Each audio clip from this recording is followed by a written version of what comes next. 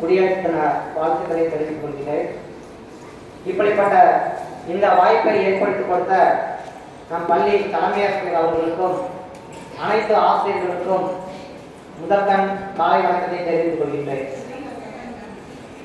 இப்போ குடியரசு என்றால் என்ன, சுதந்திரம் என்றால் என்ன, இதுக்கு முன்னாடி பேசின சகோதரி வந்து அழகா சொன்னாங்க. இப்போ சுதந்திரம்னா என்ன? வாணிகம் செய்ய வந்த ஆங்கிலேயர் நம்ம வந்து என்ன பண்ணாங்க, அடிமைப்படுத்தி ஆள தொடங்கினார்.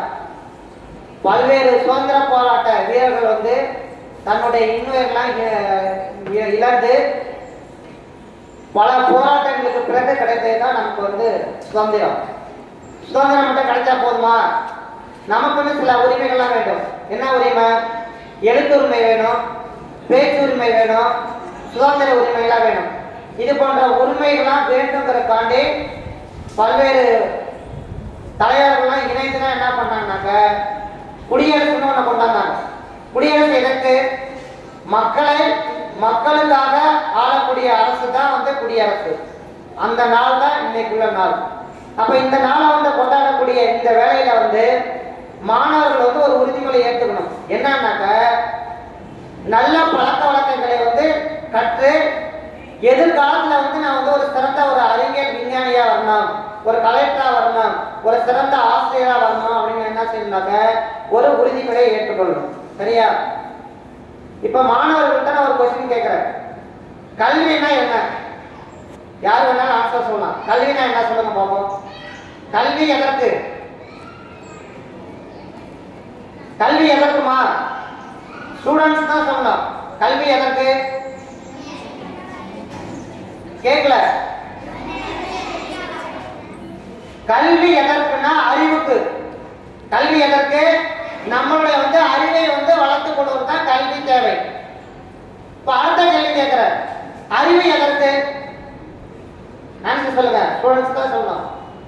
அறிவு எதற்கு? கல்வி எதற்கு? அறிவுக்கு. அப்ப அறிவு எதற்கு? ஆன்சர் சொல்லுங்கம்மா. நான் ஆன்சர் சொல்லிடுறேன். அறிவு எதற்குனாக்க மனித தன்மையோடு பிற மனிதனுக்கு தொல்லை தராமல் வாழ்வதற்கு தான் அறிவு. இப்ப சொல்லுங்க பாப்போம். அறிவு எதற்கு? மனித தன்மையோடு பிற மனிதனுக்கு தொல்லை தராமல் வாழ்வதற்கு பேர் தான் அது அறிவுன்னு அர்த்தம். சரியா? அடுத்ததாக இப்ப உள்ள குழந்தைகள் வந்து எதிர்காலத்துல வந்து பெரிய வரணும் அப்படின்னு நினைச்சீங்கன்னாக்க வாழ்க்கையில வந்து 3 விஷயங்களை வந்து கத்துக்குங்க. ஒண்ணு வந்து முயற்சி, பயிற்சி, ரெண்டாவது வந்து திட்டமிடல், மூணாவது வந்து தன்னம்பிக்கை. இப்ப முயற்சினா என்ன? எந்த விஷயம் ஆரம்பிச்சாலும் நம்ம என்ன செய்யணும்? முயற்சியோட பயிற்சியோட ஆரம்பிக்கணும். சரியா? ரெண்டாவது வந்து என்ன சொன்னா திட்டமிடணும். ஒரு செயலை ஆரம்பிக்கிறதுக்கு முன்னாடி நம்ம என்ன செய்யணும்? அந்த செயலை வந்து முழுமையா வந்து என்ன செய்யணும்? சக்சஸ் பண்றதுக்கு பிளான் திட்டம் பண்ணணும். அந்த திட்டம் பண்ணாதான் நம்ம என்ன செய்யலாம்? சக்சஸ் பண்ணலாம். அடுத்தது பாத்தீங்கன்னாக்க முயற்சி, பயிற்சி, திட்டமிடல் இருந்தா மட்டும் போதாது. அந்த செயலை செய்யறதுக்கு என்ன வேணும்? தன்னம்பிக்கை வேணும். எந்த செயலை செஞ்சாலும் தன்னம்பிக்கை இருந்தாதான் நம்ம என்ன செய்யலாம்? அந்த செயலை வந்து வெற்றி அடையலாம்.